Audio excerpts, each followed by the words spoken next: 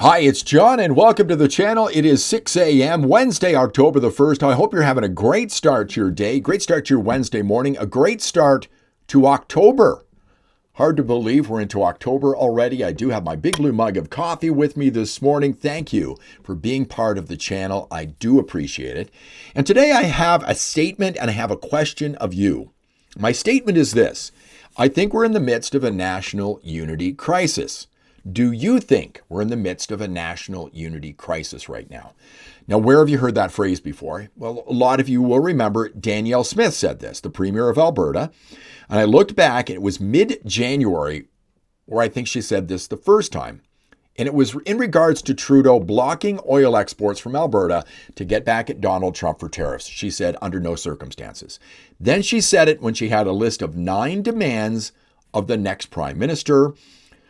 We want these things or we'll have a national unity crisis. I want them within 6 months. She has given Mark Carney an extension. I think it's a mistake, but national unity crisis. I think we're there right now. And the reason I'm thinking this way is because of a story that broke within the last 24 to 36 hours.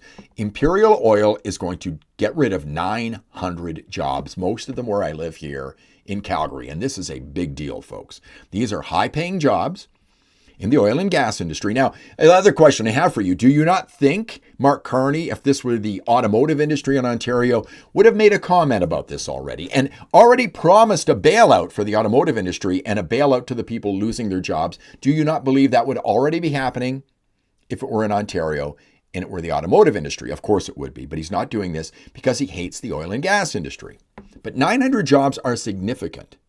They're very important. And here is Danielle Smith talking about this yesterday.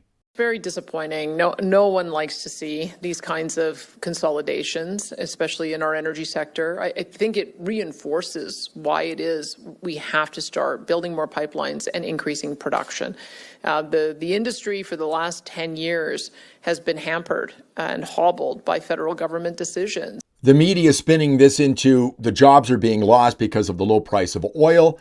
Might have a little bit to do with that, but I think it's got more to do with the hostility towards our oil and gas industry by the federal government.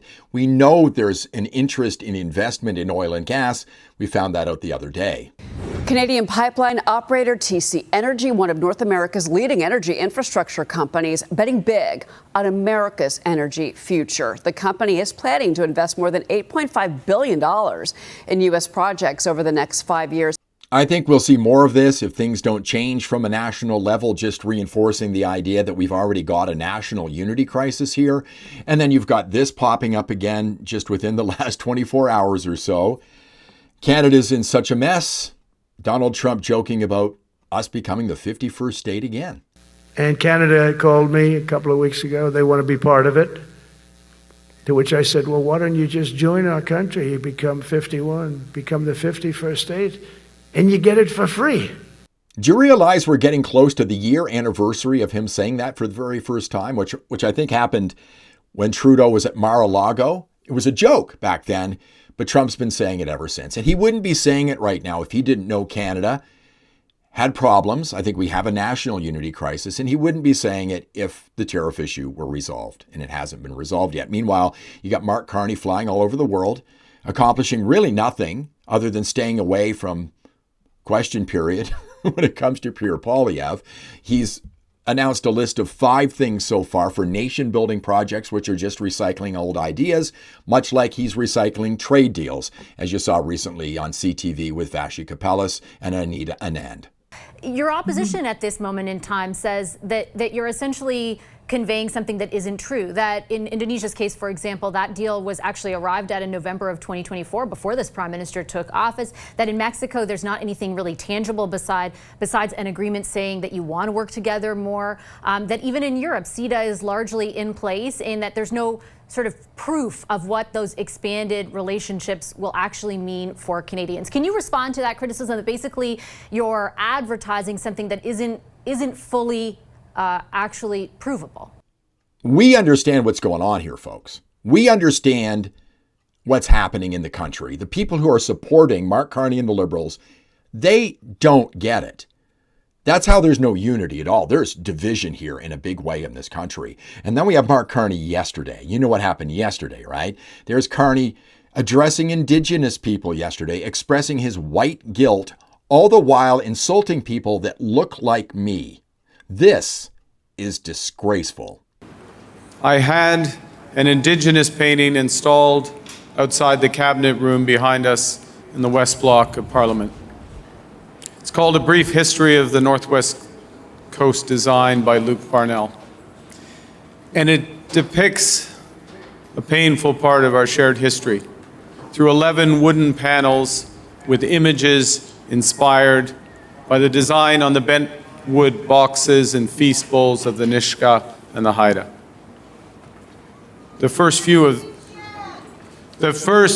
of those panels burst with vibrant colors. And then, with contact, those colors fade until the middle ones become smothered in white paint, a culture literally whitewashed. You do get what he's implying there, right? How can I have unity with a man who would say something like that? How can I have unity with a party, the Liberal Party, that believes that? How can I have unity in this country with millions of people that support a party and a man that believe exactly that? Somebody in his office wrote that, he read it verbatim, and he didn't even think about it. That's one of the most disgusting things I've ever heard in my life from a prime minister. Absolutely disgraceful. And here's the thing, folks. It's the next day now. You won't hear anything about this until he comes out and makes the same speech next year. Meanwhile, you and I will dish out $32 billion to these people, and they'll be complaining about exactly the same thing next year. Nothing's going to change. National unity, folks. We got a crisis in this country. The next thing will be November 4th. You remember when $10 billion deficits were a lot? Well, that's in the rearview mirror, folks. What was it? $62 billion last year. It could be $100 billion this year. It's just making life miserable for you. And you don't support this, and they think we need to be unified and Team Canada. Well, it's all a load of bullshit, folks, because there's no unity here. We have a national unity crisis. You know, I woke up this morning and I started thinking about a number of these things, and there's others I could talk about today. Yesterday, I tuned out completely. My wife came to me with some politics. I said, I don't even want to talk about it. I thought about ending this channel because I'm so sick and tired of mining for negativity every day. And that's what it is. I mean, that's what people want to see. Yeah, you want to watch the puppy and kitten videos every once in a while, but you're more likely to run for Fail Army, right? Because if it bleeds, it leads, folks. Joseph Conrad, the writer, I've mentioned this before, said it's the fascination of the abomination. And that's what this Liberal Party is. That's what this country is right now. I hate to be so goddamn negative here, but we have a national unity crisis already here right now. You and I see it. And I thought about completely tuning out of politics, and then I remembered a quote from Plato. Let me read it to you. I typed it here into my computer just so I'd get it right.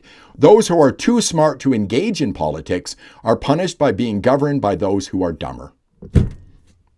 Ain't it the truth? Do we have a national unity crisis? Let me know. And you know what? I'm going to engage in the comments a little bit more. I don't often do that because it's hard for me to do that, because it just adds to the negativity. I know you're very positive, a lot of you, and you agree with me. Most people do. But I'm going to engage in the comments a lot more. But what do you think? Do we have a national unity crisis in this country right now? I think we do. Thanks for watching. I do appreciate it. If you like the video, give it a thumbs up. Please subscribe to the channel onward to 38,000 subscribers, and I'll see you in the next one.